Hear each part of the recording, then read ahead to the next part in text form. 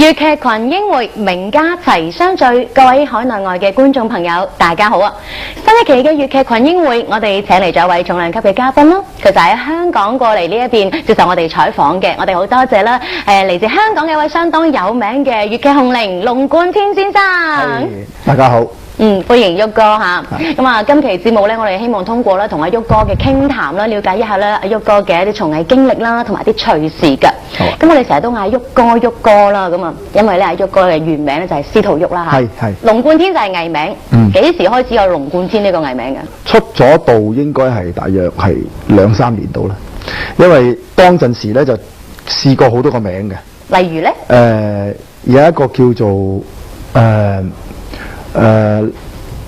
我都唔記得咗啦，個名叫做。即係有人幫你起嘅。係啊，因為佢嗰陣時咧未能定型嘅時候咧，仲係做緊茄喱啡啦。咁嗰陣時都唔知究竟用咩名，咁但係大家都要有一個名去叫你，出場啦、裝身啊，咁你都要做噶嘛。即係佢唔會叫你阿郁啊上場啦咁樣樣，唔會。冇，因為嗰陣時大家都未認識噶嘛。咁所以另外有一個名嘅，叫做勝義灰，我記得啦。勝義灰啊？係啊。點寫啊？勝利嘅勝。勝義咧？一二嘅二。啊。灰呢個大字下邊就2個土個灰。勝義灰。係啦，咁點解叫勝義灰呢？因為嗰陣時咧有一個演員叫義灰，好多年前啦。佢話希望你可以勝過佢嘅，咁所以叫勝義灰。咁當然呢啲只不過係一個初頭嘅名嚟啦。咁後尾開始步上做日頭戲嘅文武生啦。咁你要有個名啦。咁啊有幾個嘅名俾我揀啦。咁其中有一個咧就係叫做韋天藍。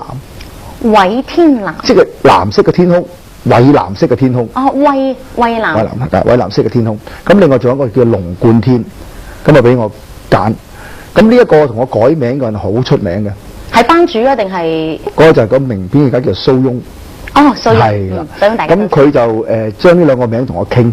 咁我韋天藍又唔係好似粵劇嘅喎，你覺得佢似電影多啲嘅，咁不如龍貫天，我覺得龍貫天咁俗唔好掛㗎嘛，佢好聰明啊，佢唔係喎，唔係冠軍個冠喎，係貫穿個貫，哎呀，咁我覺得好特別喎，好有意思嘅，咁我覺得如果一條龍去貫穿個天空，都好似飛龍在天嘅感覺，咁我中意呢個。咁於是乎，龍貫天個名就用到依家啦。要情願驚夢散，空餘一點情淚，濕青衫啊！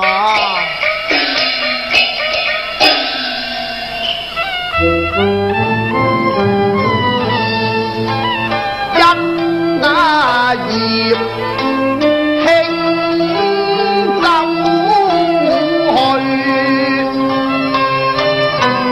人